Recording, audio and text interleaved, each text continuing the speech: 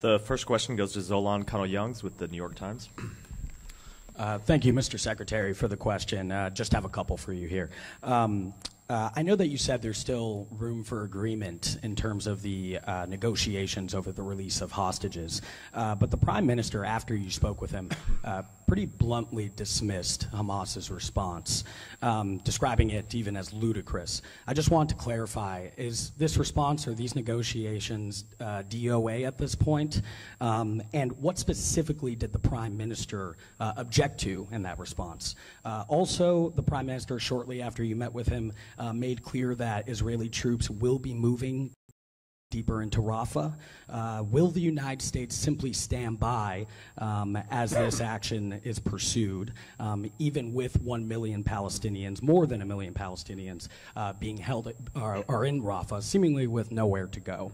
And if I may, Congress is now moving ahead with a bill that would pair aid for Ukraine with aid for Israel. Would the administration endorse any potential package that once again prohibits UNRWA funding? Thank you. That's impressive. Now, I'm taking it that that includes the questions of all of your colleagues as well. Is that right? I don't think so. Couldn't do that to them. All right. Starting with the first part. Look, as I said, we've looked very carefully at what came back from Hamas, and there are clearly non-starters in what it's put forward. But we also see space in what came back to pursue negotiations to see if we can get to an agreement, and that's what we intend to do. And I'm not going to speak for Israel or anyone else involved, but again, we believe the space is there, and we believe that we should pursue it.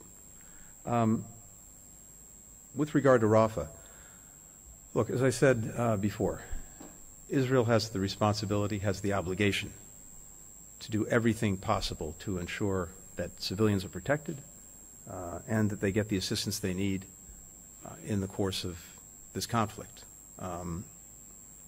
Any military campaign, military operation that Israel undertakes needs to put civilians first and foremost in mind.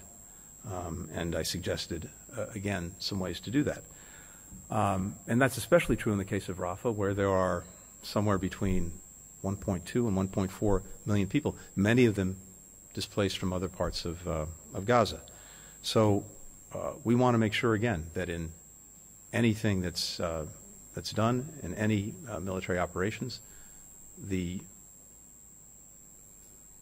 situation for civilians is first and foremost in mind, and that the necessary steps are taken to make sure that they're protected and they have the assistance they need.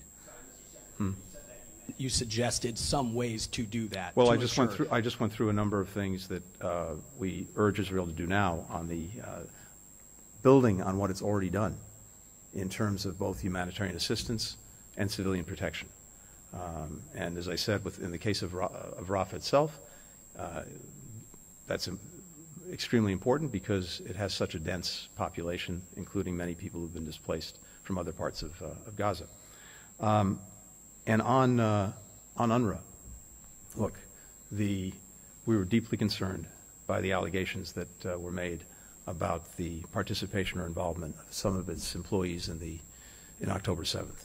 And it's imperative that, as the UN has said it's doing, that there be a thorough investigation, that there be clear accountability, and that there be clear measures put in place to make sure that this can't happen again, that personnel working for it were not in any way involved in terrorism or the events of October 7th.